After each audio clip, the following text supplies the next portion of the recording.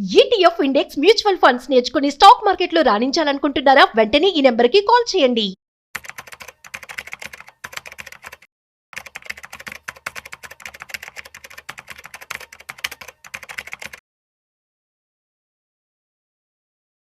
Sir నమస్తే sir, Sundararamareddy garu. నమస్తే sir. Welcome to Suman TV and welcome to Wisdom talks. Sundararamareddy garu, ఒక్క సంతకం, ఒక్క రాజీనామా 1,00,000 కోట్ల రూపాయల ఇన్వెస్టర్ల సంపదను తుడిచిపెట్టేసింది. సో ఎస్, నిన్న మొన్న చూసాం కదా, హెచ్డిఎఫ్సి బ్యాంక్ చైర్మన్ అథాను చక్రవర్తి ఒక్క రాజీనామాతో దాదాపు 1,00,000 కోట్ల రూపాయల ఇన్వెస్టర్ల సంపద మొత్తం ఆవిరైపోయింది. హెచ్డిఎఫ్సి బ్యాంక్ చరిత్రలో ఒక అల్లకల్లోలం జరిగిందని చెప్పుకోవచ్చు. సో ఎలా చూడొచ్చు ఈ కంప్లీట్ ఎపిసోడ్ అసలు?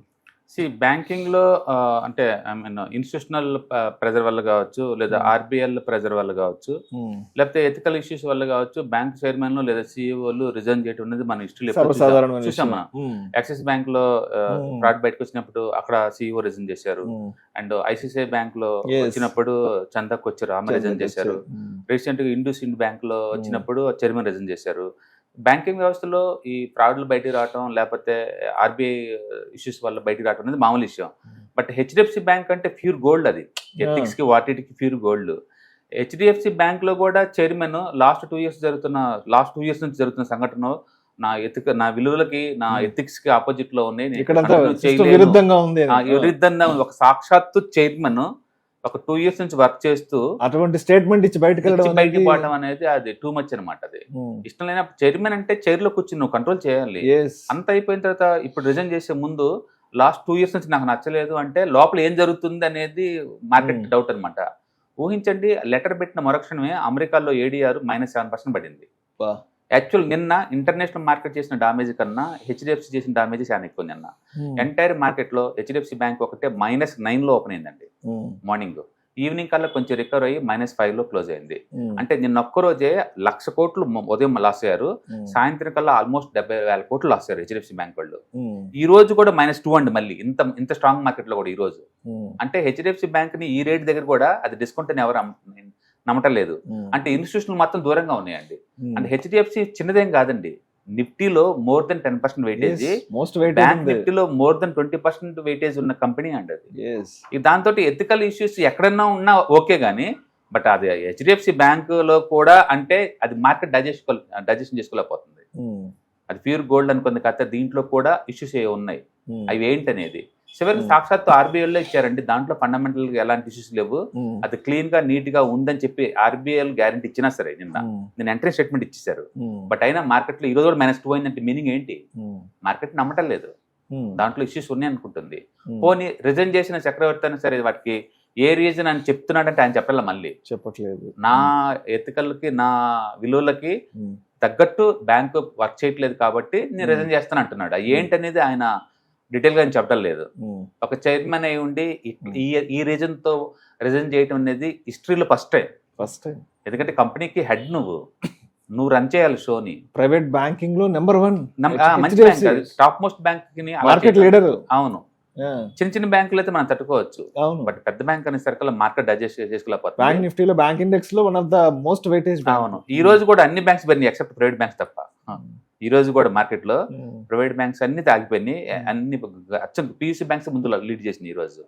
దాని మీద ఏంటంటే ముందు రోజుల్లో ప్రైవేట్ బ్యాంక్స్ ఇంకా ఇనికిపోతాయి అండ్ పబ్లిక్ సెక్టర్ బ్యాంక్స్ ఇంకా ముందు పోయే ఛాన్స్ ఎక్కువ ఉంది. అందుకని మనీ చాలా వరకు హెచ్డిఎఫ్సి బ్యాంక్ నుంచి పక్క బ్యాంక్ వచ్చే ఛాన్స్ ఉంది తప్ప ఇది రికవర్ అయ్యేలా లేదు. ఇప్పటికే 5 years లోలో ఉందండి. అయితే జరిగిన వెంటనే కెకి మిస్ట్రీని రోల్లో తీసుకొని వచ్చి పెట్టారు కదా. అంటే ఈ డ్యామేజ్ ఏదన్నా రికవర్ చేసుకోవచ్చు అంటే వెంటనే రీప్లేస్మెంట్ చేశారు కాబట్టి సిఇఓ చైర్మన్ ప్లేస్ లో. బేసికల్ గా ఆ పోస్ట్ ఖాళీ అయినప్పుడు ఇమీడియట్ గా రీప్లేస్మెంట్ చేస్తారండి. ఈవెన్ అతను చక్రవర్తి వచ్చింది కూడా టెంపరీగా 3 months కోసమే. ఓకే, అతను పార్ట్ టైం చైర్మన్. ఇప్పుడు అతను 18th రిజైన్ చేస్తే విత్ ఇన్ ద 19th ఒక్క రోజులోనే 24 గంటల కల్లా ఆర్బీఐ వెంటనే మేస్త్రిని పెట్టేశారు, పెట్టేశారు. అండ్ బ్యాంకింగ్ లో ఎలాంటి ఇష్యూస్ లేవు, అన్ని నీట్ గా క్లీన్ గా ఉందని చెప్పేసి సాక్షాత్తు ఆర్బీఐలోనే చెప్పారనమాట. స్టిల్ మార్కెట్ ఈ స్టోరీస్ నమ్మలేదండి. ఎగ్జాంపుల్ ఏంటంటే ఈ రోజు కూడా అది -2 కావటం అనమాట. మొత్తానికైతే ఇండియాస్ టాప్ లెండర్ లో ఇష్యూస్ ఉన్నాయి. అవి ఏంటనేది మార్కెట్ గుసగుసలాడుకుంటా ఉన్నారు. దీంతో రియల్ ఎస్టేట్ నిన్న ఈ రోజు అది 7% డ్రాప్ అయింది. రియల్ ఎస్టేట్ రంగం, ఆటోమొబైల్స్ మొన్న నిన్న కలిపి ఆల్మోస్ట్ 7% డ్రాప్ అయింది. అంటే ఈ బ్యాంకింగ్ వ్యవస్థతో సంబంధం ఉన్న రేట్ సెన్సిటివ్ సెక్టర్స్ మొత్తం కూడా అంటే కరెక్షన్ గురవుతున్నాయండి ఈ టైంలో.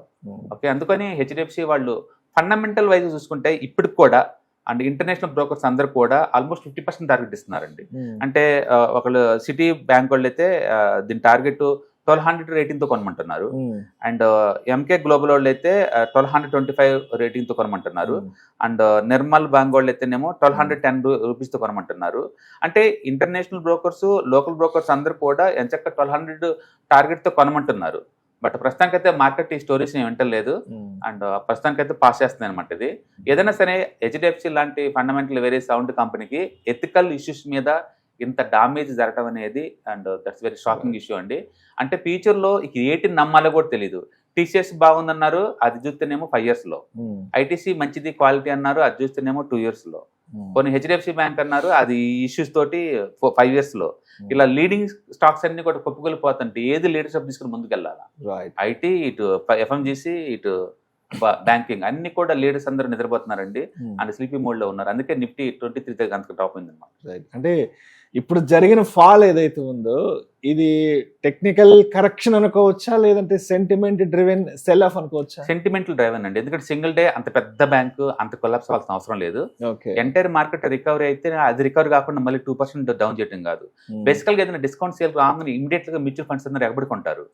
ఈ రోజు ఉండి డంప్ చేశారు, ఇంకా కొన్ని స్టాక్స్ వాళ్ళు కొనలా డంప్ చేశారు. అంటే దాని మీనింగ్ ఏంటంటే HDFC is no more India's the best bank, no more number 1 bank. ఆ ప్లేస్ కి ఐసిఐసిఐ బ్యాంక్ కానీ లేదా కోటక్ కానీ ముందుకు వచ్చే ఛాన్స్ ఎక్కువ ఉంది. ఎందుకంటే వీళ్ళు మెర్జ్ చేసుకున్న తర్వాత పర్ఫార్మెన్స్ బాగా ఇంప్రూవ్ అవుతుంది అనుకున్నారండి. హెచ్డిఎఫ్సి రియల్ ఎస్టేట్ది, హెచ్డిఎఫ్సి బ్యాంక్ రెండింటి మెర్జ్ అయిన తర్వాత పర్ఫార్మెన్స్ బెస్ట్ అవ్వకుండా ఇంకా వర్స్ట్ తయారవుతుంది అనమాట. ఏదైనా సరే లీడర్షిప్ తీసుకోవాల్సిన కంపెనీస్ అన్ని కూడా వెనక డ్రాప్ అవటం వల్ల నిఫ్టీ బాగా సఫర్ అవుతుందండి. అంటే కొత్త కంపెనీస్తో లీడర్షిప్ ముందు పోవాల్సి ఉంటుంది. చూడాలి ముందు రోజుల్లో ఎలాంటి కంపెనీస్ లీడ్ చేసుకుంటాయో. బ్యాంకింగ్ లో వెరీ క్లియర్ గా మనకు అర్థమవుతుంది, SBI going to lead entire pack. అంటే మరి ఇప్పుడున్న స్టాక్ లెవెల్ ని ఇప్పుడు ఇది అంటే గట్టిగా ముందుకు హోల్డ్ చేసి తీసుకెళ్ళగలదా? నేను అదే అంటుంది. ఇప్పుడు నేను చెప్పిన ఈ బ్రోకరేజ్ రిపోర్ట్ ఈ రోజు అండి, అంటే మార్చి 20th రిపోర్ట్ ఇది. అంటే ఈ రోజు కూడా ఇండియన్ బ్రోకర్స్ కానీ లేదా ఇంటర్నేషనల్ బ్రోకర్స్ అందరు కూడా 1200 టార్గెట్ తో బై చేయమంటున్నారు వాళ్ళు. అంటే 50% మూవ్, 50% మూవ్ టార్గెట్ ఇస్తున్నారు. స్టిల్ మార్కెట్ నమ్మటం లేదు. మార్కెట్ ఈ రోజు కూడా -2 చేశారు తప్ప ఎవరు కొంటలేదు. అంటే 700 దగ్గర ఎవరు కొంటలా. Got it. బట్ ఫండమెంటల్ గా ఎలాంటి మార్పులు చేర్పులు కాబట్టి కొనొచ్చు అంటున్నారు. ఏదైనా కానీ స్టాక్ మార్కెట్ పెసిమిస్టిక్ మూడ్ లో ఉన్నప్పుడు, అంటే బేర్ మార్కెట్ లో ఉన్నప్పుడు ఎలాంటి గుడ్ న్యూస్ తీసుకోదండి. బహుశా అదే ఉండొచ్చు. అంటే అది నిలబడిద్దా లేదనేది మనం చూడాలి. యాజ్ ఏ టెక్నికల్ అనలిస్ట్ మేము ఎప్పుడు కూడా ఏంటంటే చార్ట్ ప్యాటర్న్ కల్లా బేస్గా తీసుకుంటాం అనమాట. ఒకవేళ హెచ్డిఎఫ్సి కనుక నెక్స్ట్ 1 week పడకుండా కనుక అక్కడ అదే ప్లేస్ లో హోల్డ్ అయితే అంటే అవును తీసుకోవచ్చు long term point of view. But ప్రస్తుతానికి అయితే లోవర్ లోస్ డ్రాప్ అవుతుంది రోజు రోజుకి. Better to avoid. ఒక్కసారి స్టేబుల్ అయిందంటే మనం తీసుకోవచ్చు. సో అంటే ఇప్పుడు సపోర్ట్ అండ్ రెసిస్టెన్స్ మాక్సిమం ఎంత వరకు ఉండొచ్చు? ఇప్పుడు ఆల్రెడీ 5 years లోలో ఉందండి, వెరీ స్ట్రాంగ్ సపోర్ట్ లో కూర్చుంది. వీక్లీ పాయింట్ ఆఫ్ చెప్పంటే అది సపోర్ట్ లోనే కూర్చుంది. ఓకే, మళ్ళీ అది బ్రేక్ డౌన్ అయింది అనుకోండి 2019 ప్రైస్ కి అది డ్రాప్ అవ్వాలి అంటే ఇంకొక ₹100 డ్రాప్ అవ్వాలి. అది డ్రాప్ అయిందంటే 6 years లోకి వెళ్ళిపోద్ది. 2019 ప్రైస్ కి దొరికింది అది. ఇంకో ₹100 డ్రాప్ అయితే అది వెరీ స్ట్రాంగ్ సపోర్ట్ ఏరియా. దాటి పడే ఛాన్స్ తక్కువ.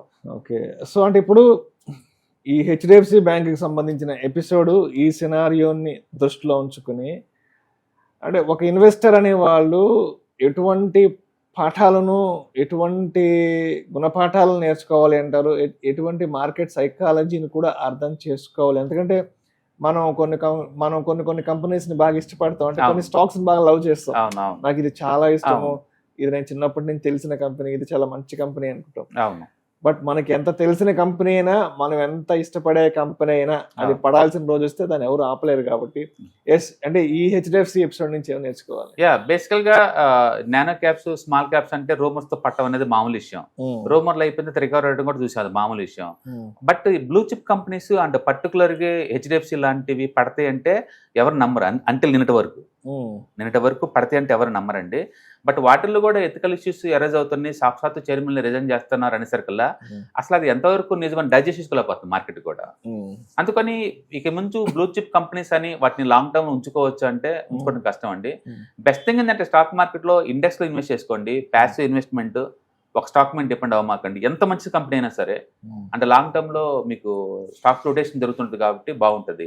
స్టాక్ స్పెసిఫిక్ యాక్షన్ ఎప్పటికీ అది రిస్క్, డేంజరస్ అనే విషయాన్ని మళ్ళీ ఇంకోసారి ప్రూవ్ చేస్తుంది. ఒక టీసీఎస్ కావచ్చు, ఒక ఐటీసీ కావచ్చు, ఒక హిందుస్థాన్ లివర్ కావచ్చు, ఒక ఇది కావచ్చు అనమాట. స్టాక్ స్పెసిఫిక్ యాక్షన్ ఎప్పుడు కూడా లాంగ్ టర్మ్ లో అంత మంచిదేం కాదు. అలాగని స్టాక్ మార్కెట్ లో ఈ రీజన్ తో పడిన ఫస్ట్ కంపెనీ ఇది కాదు, లాస్ట్ కంపెనీ కూడా ఇదేం అవ్వదు. అందుకని ఏదో కొన్ని న్యూస్ తో పడతా ఉంటాయి.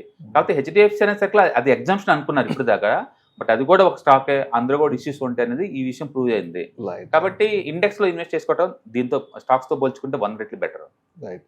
మీరు లాంగ్ టర్మ్ గురించి చెప్తున్నారు కాబట్టి సరే, ఇప్పుడు హెచ్డిఎఫ్సి బ్యాంక్ షేర్స్ ఏదైతే ఉన్నాయో ఒక 5 years బ్యాక్ 10 years బ్యాక్ కొనుక్కొని ఇన్వెస్ట్ చేస్తుంటారు. లాంగ్ టర్మ్ పర్స్పెక్టివ్ లోనే మనము కాంపౌండింగ్ వర్క్ అవుతుంది. లాంగ్ టర్మ్ లో ఇన్వెస్ట్ చేస్తేనే, లాంగ్ టర్మ్ లో హోల్డ్ చేయగలిగితేనే వెల్త్ క్రియేషన్ చేస్తామని 5 ఏళ్ల క్రితమో 10 ఏళ్ల క్రితమో 15 ఏళ్ల క్రితమో ఎవరైనా పెద్ద మొత్తంలో హెచ్డిఎఫ్సి బ్యాంక్ షేర్స్ కొని పెట్టుకున్న వాళ్ళకి మరి నిన్న జరిగిన డ్యామేజ్ అయితే ఉందో మరి ఇక్కడ లాంగ్ టర్మ్ అనే దానికి అర్థం లేకుండా పోయినట్టే కదా. ఇక్కడ బేసికల్ గా మనం ఇన్వెస్ట్మెంట్ చేసేటప్పుడు మనం బేసిక్ గా పాటించాల్సింది రిస్క్ మేనేజ్మెంట్ అండి. రిస్క్ మేనేజ్మెంట్ అంటే ఆ స్టాక్ జీరో అయితే నువ్వు ఎఫెక్ట్ కాకుండా చూసుకోండి అని అర్థం మీనింగ్ షార్ట్ కట్ లో. ఆ స్టాక్ జీరో అయినా సరే మీరు ఎఫెక్ట్ కాకుండా చూసుకోండి అని అర్థం.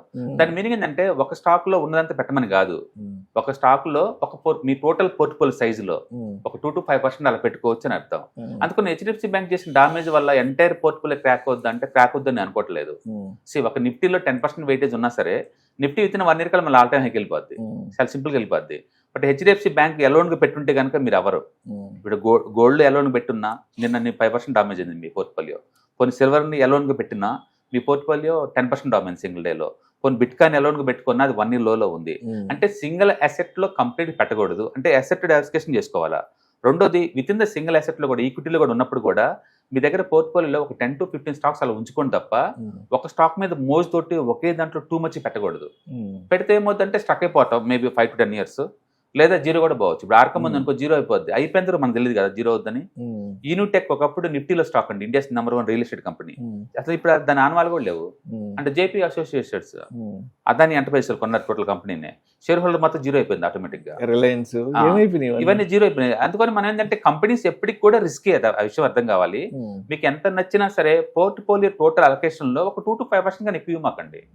పెద్ద పోర్ట్ని బిల్డప్ చేసుకోండి, లేదా అసలు ఈ గొడవంతా లేదుకుంటే మ్యూచువల్ ఫండ్స్కి వెళ్ళిపోండి. అవి పడవంటే పడచ్చు, బట్ రికవరీ చాలా ఈజీ వీటితో పోల్చుకుంటే. అందుకని రిటైలర్స్ అందరూ కూడా ఇంటర్డే ట్రేడింగ్ ఎంత డేంజరో స్టాక్స్ లో కూడా లాంగ్ టర్మ్ లో ఫండమెంటల్ తెలియకుండా, కంపెనీ గురించి తెలియకుండా పెట్టడం కూడా అంతే డేంజర్. ఇదేమో ఇమ్మీడియట్ లాస్ అవుతారు, ఇదేమో స్లోగా లాస్ అవుతున్నారు, అంతే తేడా. మరి ఎందులో పెట్టచ్చు వాళ్ళని అంటే మ్యూచువల్ ఫండ్స్కి వెళ్ళిపోండి. మీ వెనక సిఎఫ్ క్యాండిడేట్స్ పోర్ట్ఫోలియో హ్యాండిల్ చేసుకుంటున్నారు కదా, వాళ్ళు రీబ్యాలెన్స్ చేస్తారు కదా, మార్కెట్ డామేజ్ తప్పిస్తారు కదా.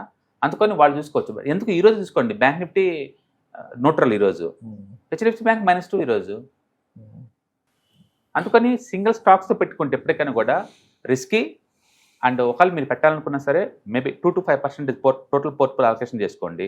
రిస్క్ మేనేజ్మెంట్ చేసుకోవటం, పోర్ట్ఫోలియో అలొకేషన్ చేసుకోవటం అనేది చాలా ఇంపార్టెంట్. ఓవరాల్గా నచ్చింది కదా అని చెప్పేసి ఒకే స్టాక్స్లో జీవితంలో ఉన్న సేవింగ్స్ మొత్తం తీసుకొచ్చి దాంట్లో పెట్టకూడదు. ఎందుకంటే మంచి కంపెనీ అనుకునే కూడా ఒక్కోసారి 4 to 5% రావటం మామూలు విషయమే. ఇంతటితో హెచ్డిఎఫ్సి స్టోరీ అయిపోయింది అనుకోమాకండి. మేబీ అది మళ్ళీ అరౌండ్ 1500 పోవచ్చు, మళ్ళీ కొన్ని రోజులు ఆగిపోవచ్చు. That normal. అది మీరు కనుక చూసుకుంటే రిలయన్స్ లాంటి కొంటలు కూడా 10 years జీరో వచ్చిన సందర్భాలు ఉన్నాయండి. రిలయన్స్ లాంటివి 10-20% టాప్ అయిన సందర్భాలు కూడా ఉన్నాయి. అందుకని హెచ్డిఎఫ్సి బ్యాంక్ షో ఇంతటితో ఏం ఆగలేదు, టెంపరీగా పాస్ అయ్యింది లేదా పడిపోయినట్టుంది. బట్ ఫండమెంటలీ వెరీ స్ట్రాంగ్ అని ఆర్బీఐలో సాక్షాత్ రికమెండ్ చేస్తున్నప్పుడు, national brokers and international brokers దాని టార్గెట్ 1200 అని రికమెండ్ చేస్తున్నప్పుడు దాంట్లో ఇంకా ఎంతకంత మ్యాటర్ ఉన్నట్టు లెక్క. కానీ మార్కెట్ ఈ టైంలో వాటి ఈ స్టోరీస్ ఏం నమ్మటం లేదు. దాంట్లో ఇష్యూ ఏదో ఉంది, అది రిజాల్వ్ చేసేందుకు మేము పెట్టమంటుంది. దీన్ని నమ్ముకున్న rate sensitive sectors, real estate collapse అవుతుంది అండ్ ఆటోమొబైల్ సెక్టర్స్ కొలాప్స్ అవుతుంది. హలో ఫ్రెండ్స్, ఫైనాన్షియల్ ఫ్రీడమ్ మీద వెబినార్ జరగబోతుంది. ఇది డైలీ 3 hours ఉంటుంది, 3 days ప్రోగ్రామ్. దీంట్లో మీకు ఫైనాన్షియల్ ఫ్రీడమ్ ఎలా సాధించవచ్చు via with ETFs, index funds, mutual funds ద్వారా డీటెయిల్ గా ప్రాక్టికల్ వేలో మీకు ఎక్స్ప్లెయిన్ చేయబడుతుంది. అండ్ దీంట్లో ఎనీ డౌట్స్ ఉన్నా సరే ఇమీడియట్ గా వెబినార్ లోనే ఎక్స్ప్లెనేషన్ చెప్తారు. అండ్ అలాగే మ్యూచువల్ ఫండ్స్ ఎగ్జామ్స్ ఎవరైనా రాద్దాం అనుకున్నా సరే, మ్యూచువల్ ఫండ్ డిస్ట్రిబ్యూటర్గా మీరు సెటిల్ అవ్వాలన్నా సరే ఎలా చేయొచ్చో వాటికి సంబంధించిన డీటెయిల్ ఎడ్యుకేషనల్ వివరాలు మొత్తం కూడా ఈ ప్రోగ్రాంలో డీటెయిల్గా చెప్పబడుతుంది. కాబట్టి ఎవరైనా సరే ఈ వాలటిలిటీ ఉన్న ఈ స్టాక్ మార్కెట్లో స్టేబుల్గా ఉండి అండ్ మంచి returns via with ETFs, index funds, mutual fund ద్వారా ఎలా సంపాదించవచ్చో, ఎందుకు ఇవి ఇంపార్టెంటో, ఫైనాన్స్ చేయడానికి ఎలా ఉపయోగపడతాయో ఇవన్నీ కూడా డీటెయిల్గా ఎక్స్ప్లెయిన్ చేయబడుతుంది. కాబట్టి ఎవరైనా ఇంట్రెస్ట్ ఉన్న పార్టిసిపెంట్స్ అందరూ కూడా ఈ అవకాశాన్ని వినియోగించవలసిందిగా కోరుతున్నాను. Thank you.